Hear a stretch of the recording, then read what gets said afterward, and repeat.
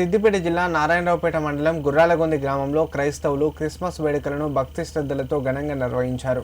ఉదయం నుంచే కొత్త దుస్తులు ధరించి చర్చికి వచ్చి ప్రార్థనలో పాల్గొన్నారు.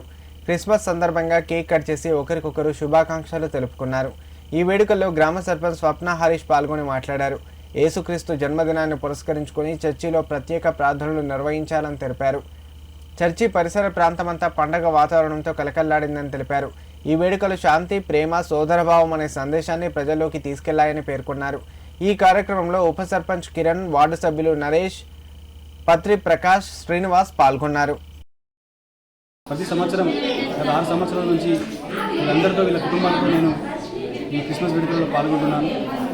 యేసుక్రీస్తు దయ వల్ల, దీవెనల వల్ల ఈ రాష్ట్రం అంతా సుభిక్షంగా ఉండాలి, మా గుర్రాలగొంది గ్రామం బాగుండాలి, అందరూ ఆర్థికంగా ఆరోగ్యంగా అభివృద్ధి చెందాలని చెప్పి మనస్ఫూర్తిగా కోరుకుంటున్నాను. ప్రతి సంవత్సరం వీరి మధ్యలో వేడుకలు జరుపుకోవడం చాలా సంతోషకరం.